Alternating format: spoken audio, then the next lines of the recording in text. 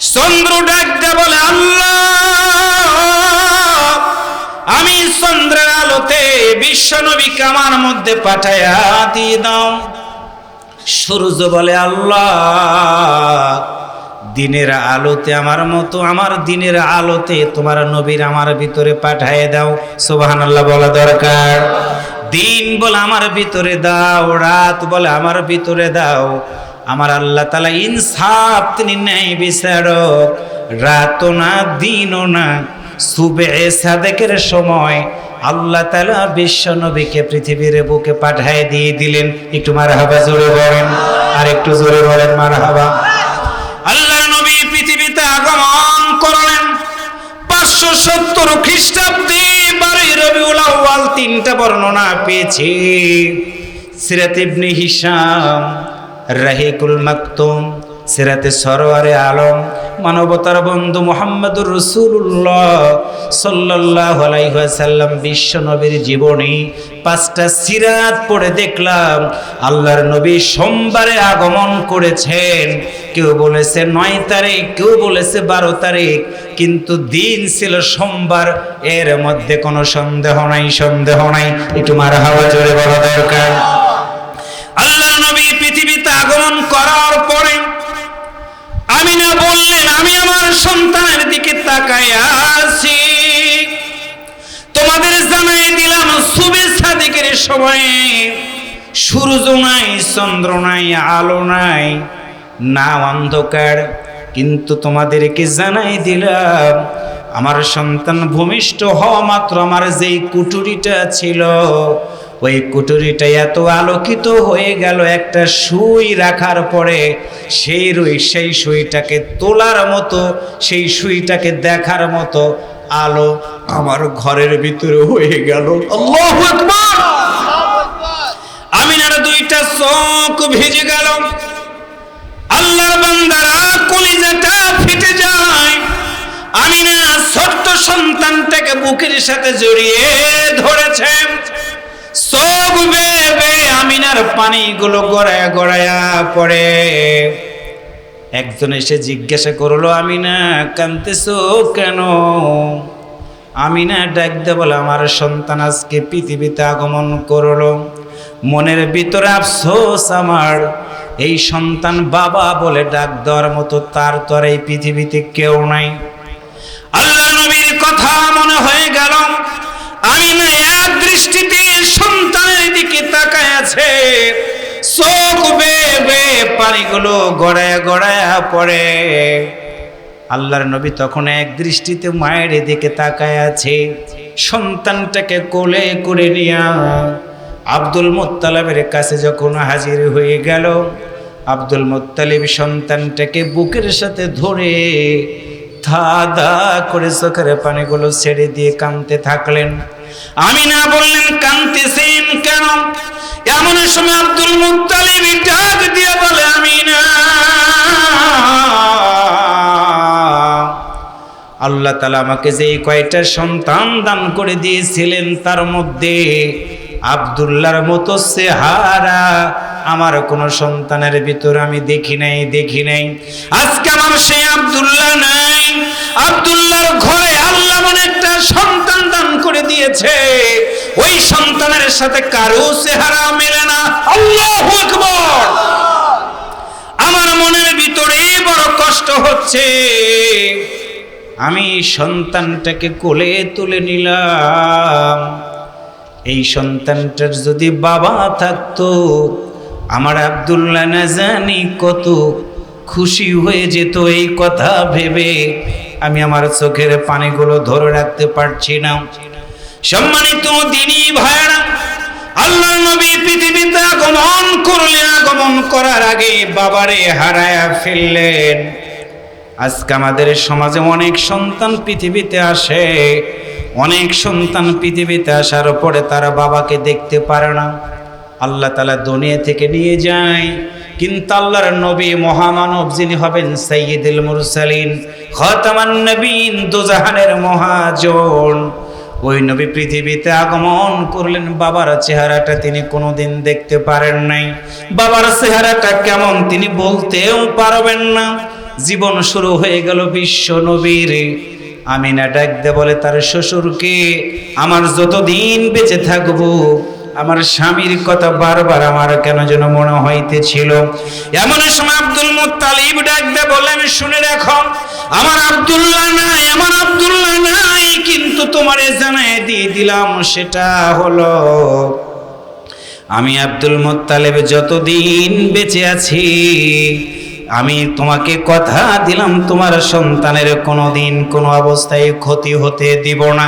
এবার একটু জবান খুলে বলুন তো, ছোট্ট বয়সে বাবা হারা সন্তানটাকে নিরাপত্তার চাদর দিয়ে ঢেকে দিয়েছিলেন যিনি, আওয়াজ করে বলুন তো তিনি কে? আর একটু জোরে বলেন তিনি কে? দে দে পাল তুলে দে, দে দে পাল তুলে দে, মাঝি হেলা করিস না, ছেড়ে দে নৌকা আমি যাব মদিনা। মারহাবা জোরে বলেন, আর একটু জোরে বলেন মারহাবা। ছেড়ে দে নৌকা আমি যাব মদিনা। আমার সাথে সবাই বলেন একসাথে, দে দে পাল তুলে দে, দে দে পাল তুলে দে, মাঝি হেলা করিস না, ছেড়ে দে নৌকা আমি যাব মদিনা, ছেড়ে দে নৌকা আমি যাব মদিনা, আমি দেখব মদিনা, আমি যাব মদিনা। মারহাবা।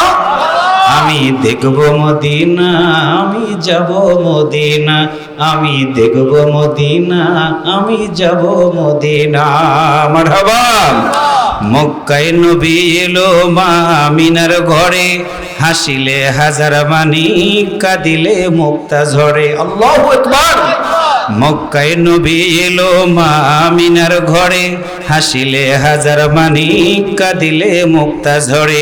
দয়াল তুমি যার সখা তার কিসের ভাবনা, দয়াল তুমি যার সখা তার কিসের ভাবনা, দিলের মাঝে কাবা নয়নে মদিনা, দিলের মাঝে কাবা নয়নে মদিনা, আমার দিলের মাঝে কাবা নয়নে মদিনা।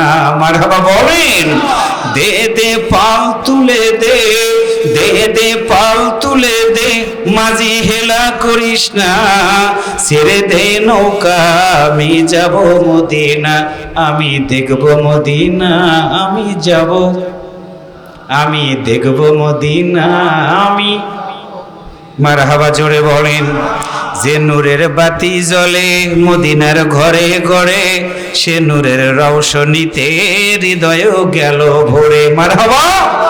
যে নূরের বাতি জ্বলে মদিনার ঘরে ঘরে, সে নূরের রৌশনীতে দুনিয়া গেল ভরে।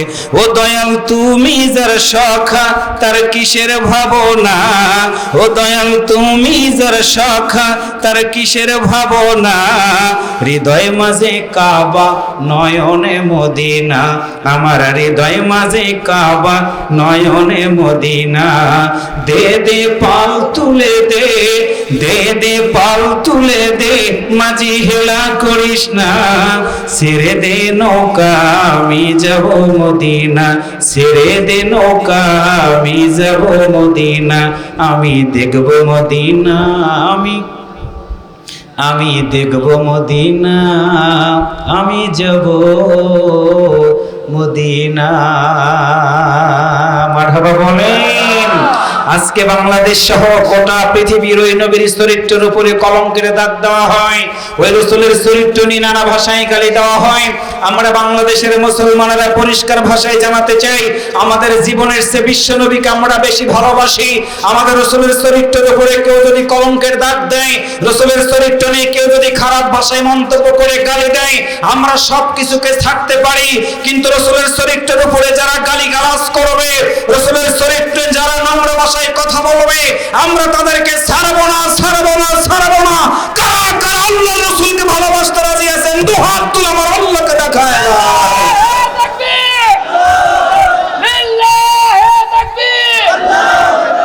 হাত নামান, একটু মারহাবা কইতে ইচ্ছা করে না? প্রিয় দিনী ভাইরা, আল্লাহ রসুল পৃথিবীতে আগমন করলেন, অন্ধকার সমাজ পরিবর্তন হওয়া শুরু হয়ে গেল। আজকে সেই রসুলের জীবন আমরা শুনতে এসেছি। পরিষ্কার আমাদের মনে রাখতে হবে, রসুল পৃথিবীতে আগমন করলেন বাবা হারা হয়ে। বয়স চলতে থাকলো। আল্লাহর নবী সাল্লাল্লাহু আলাইহি ওয়াসাল্লামের জীবন এবং চরিত্র আমরা যদি জানতে চাই, মানতে চাই, এক নাম্বার অনুরোধ হলো আপনাদের কাছে, আমাদের একটা গ্রন্থই মানতে হবে। তার নাম, আর একটু জোরে বলেন না ভাই, তার নাম। বিশ্বাস করেন, কোরআনকে বাদ দিয়ে যদি রসুলের চরিত্র আপনি বুঝতে চেষ্টা করেন, পারবেন না, পারবেন না। আজকে আমাদের সাথে তথাকথিত কিছু মানুষের মিল থাকে না, একটাই কারণ, আমরা শুধু বলি ইয়া নবী সালাম আলাইকার সাথে আমাদের কোনো সম্পর্ক নাই। আমাদের সম্পর্ক হচ্ছে আল্লাহর নবী কোরআনের বিধান বাস্তবায়ন করেছে, আমাদেরকে সেই কোরআন মানতে হবে। কথা বলেন ঠিক না ভাইয়েরা? এটাই হচ্ছে আমাদের সাথে পার্থক্য, অন্য কোনো পার্থক্য নাই। তারা রসুলের নামে মিলাদ পড়বে, জিলাপি খাবে, সিন্নি দিবে, কিন্তু যারা আশেক বলে নিজেদেরকে দাবি করে, একজনের মুখে আল্লাহ নবীর দাড়ি নাই। আসলে না এরকম? রসুলকে মানবা, নামাজ পড়বা না, এটা হতে পারে? রসুলকে মানতে হলে 100% নামাজ আদায় করতে হবে। কারণ রসুলের উপরে যখন নামাজ ফরজ হয়ে গেল, নামাজ ফরজ হওয়ার পরে আল্লাহর নবী নামাজ কোনোদিন কাজা করেননি। তবে যুদ্ধের ময়দানের ক্ষেত্রে আল্লাহ তাআলার আদেশের কারণে দিন বিজয়ের জন্য আল্লাহর নবী কয়েক ওয়াক্ত নামাজ কাজা করেছেন, সেটা হচ্ছে দিনের বিজয়ের জন্য। সুবহানাল্লাহ বলা দরকার না? কিন্তু মুসলমান ঘরের সন্তান আমরা যদি নামাজ কাজা করি,